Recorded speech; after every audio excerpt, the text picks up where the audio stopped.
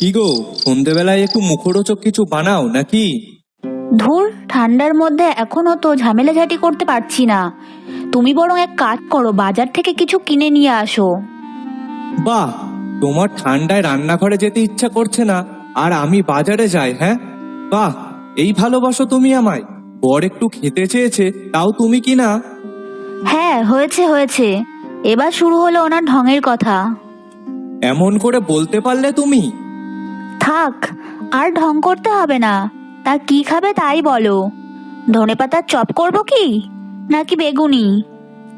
যেটা ভালো লাগে সেটা করো। আচ্ছা শোনো না, বলছি কি, কাল সকালে একটু ছোলা বুট আনবে তো, ঘুগনি করবো একটু। ঘুগনি খেতে ইচ্ছা করছে, অনেকদিন খাওয়া হয় না। ঠিক আছে, কাল সকালে বাজারে যাওয়ার আগে মনে করাবে একবার। আচ্ছা ঠিক আছে।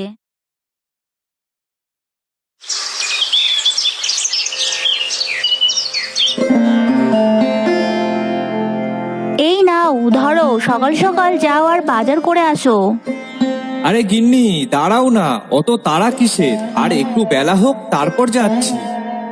অনেক বেলা হয়েছে, আর আলসেমি করো না তো। উফ, নাও, শুরু হলো সকাল সকাল বকাবকি। দাও দাও, যাচ্ছি যাচ্ছি। আর শোনো, আসার সময় কিছু সবজি বাজারও করে এসো কিন্তু। আর হ্যাঁ, সাথে এক প্যাকেট মিট মশলাও আনবে। হ্যাঁ, দাঁড়াও, তোমার জন্য পুরো বাজার ধরে আনছি। না বাবা, সব ধরে আনার দরকার নেই তোমার। তুমি ওইগুলোই মনে করে এনো, তাতেই হবে।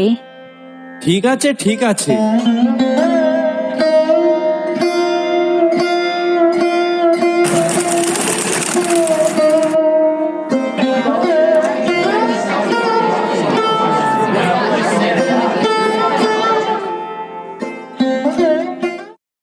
নাও, তোমার সব জিনিসপত্র এনে দিয়েছি। এবার যা যা করার ইচ্ছা তাই করো। আমার অনেক কষ্ট হয়ে গেছে, আমি এখন একটু শোবো। আমাকে এখন কিন্তু আর ডাকবে না। সে কি, এইটুকুতেই তোমার কষ্ট হয়ে গেল? ও মা, তা হবে না? বাজারে যাও আসো, আবার মালপত্র বয়ে আনো, কত কষ্ট জানো? হ্যাঁ, তা এইটুকু কাজ করে কারোর কি কষ্ট হয়? কারো হোক বা না হোক, আমার তো হয়। তুমি তো জানো আমি আগে কখনো এইসব কাজ করিনি, বাবাই সবকিছু করতো। হ্যাঁ, তা এখন তো তোমাকেই করতে হবে। বাবা যখন ছিল তখন না হয় শুয়ে বসে খেয়েছো, কিন্তু এখন সেটা করলে তো আর হবে না। নিজে যদি একটা কাজবাজ না করো তাহলে কিভাবে সংসারটা চলবে শুনি?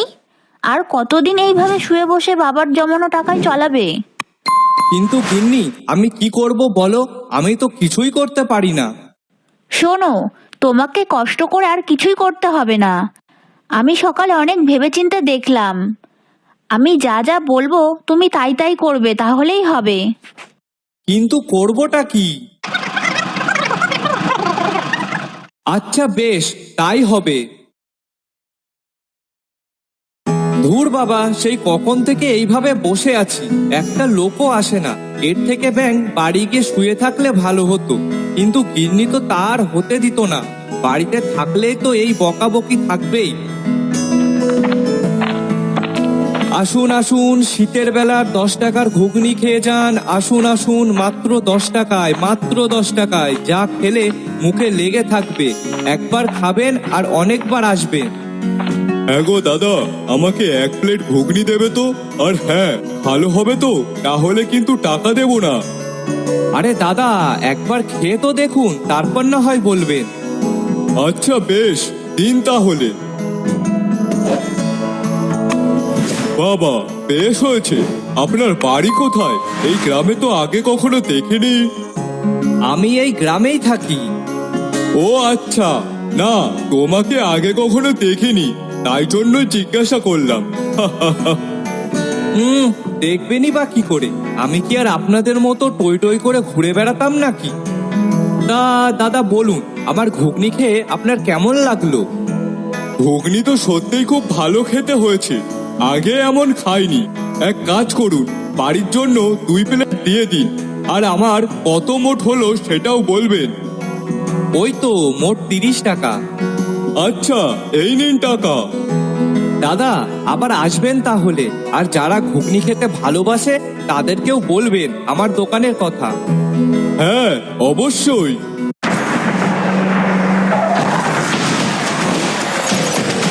Let's begin the action!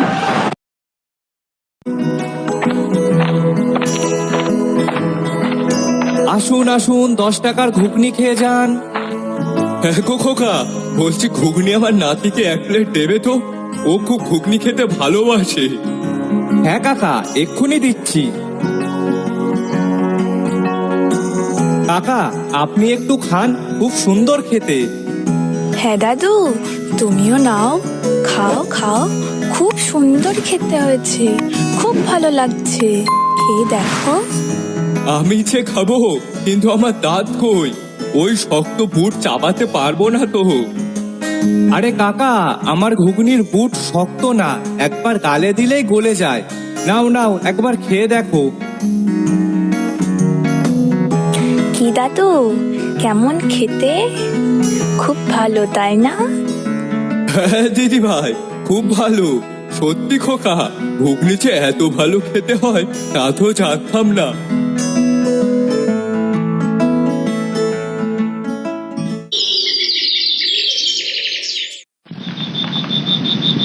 গিন্নি, এই দেখো কত টাকা হয়েছে। বাহ, গিন্নি, কাজ করার পর যখন টাকাটা হাতে পেয়েছি না, তখন যে আমার কি মজা হচ্ছিল সে আর তোমাকে কি বলবো। যাক, তুমি যে টাকা ইনকাম করতে পেরে যে খুশি হয়েছো, এটা শুনেই আমার ভালো লাগলো। আরে গিন্নি, শুধু ওটা শুনে ভালো লাগলে কি আর হবে? তুমি কি জানো তোমার হাতের ঘুগনি খেয়ে সবাই কত প্রশংসা করছিল? সত্যি? হ্যাঁ গো হ্যাঁ। আচ্ছা শোনো না গিন্নি, বলছি কাল একটু বেশি করে ঘুগনি বানাবে। আমি আসার পথে সবকিছু এনে রেখেছি, আজ রাতে বুটটা ভিজিয়ে রাখবে। আচ্ছা বেশ।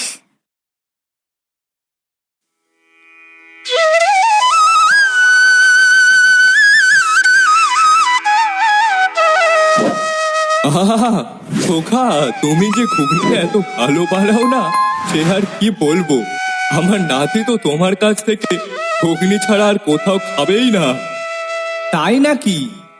হ্যাঁ কাকু, জানো কালকে আমার মাও না বাড়িতে ঘুগনি রান্না করেছিল, কিন্তু তোমার মতন অতটা টেস্টি হয়নি খেতে, তাই আমি আর খাইনি। সে কি? হ্যাঁ গো হ্যাঁ, সে কি আর বলি। নাতির জেদ তোমার দোকানে ঘুগনি ছাড়া আর অন্য দোকানে খাবেই না। ও আচ্ছা, তা নাও, দাদু আর নাতি 1 প্লেট ঘুগনি দাও তো তাড়াতাড়ি। হ্যাঁ, এক্ষুনি দিচ্ছি।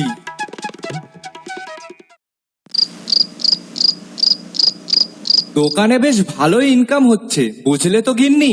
আমি ভাবছি এখন 10 টাকার বদলে 20 টাকা প্লেট বিক্রি করব। তাহলে তো আমার আরো লাভ হবে, তখন আরো টাকা হবে। কিন্তু তাতে যদি লোক না খেতে আসে তখন? আরে আসবে আসবে, দেখবে ঠিক খেতে আসবে। তুমি শুধু ঘুগনি রান্নাটা ভালো করে করবে, ব্যাস। আচ্ছা বেশ। দিনেশের মনে আস্তে আস্তে লোভ জমতে শুরু করলো।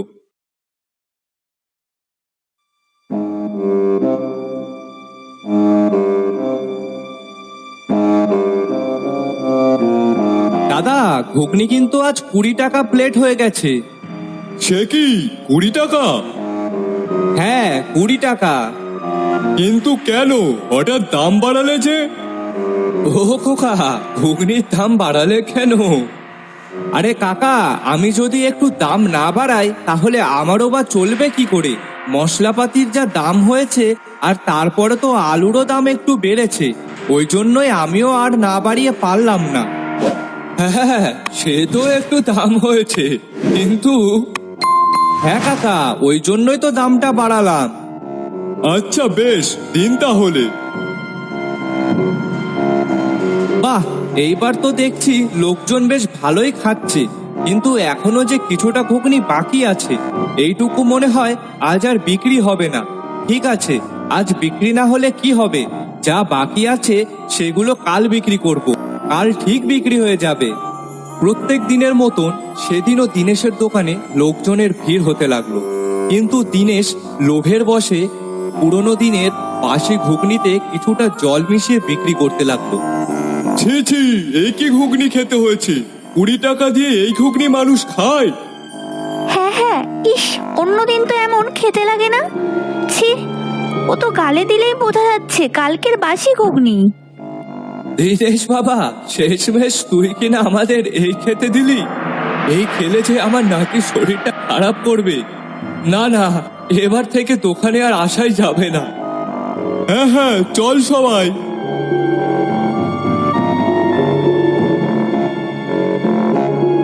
হাই হাই, এ আমি কি করলাম? নিজের হাতে নিজের ব্যবসাটার ক্ষতি করলাম।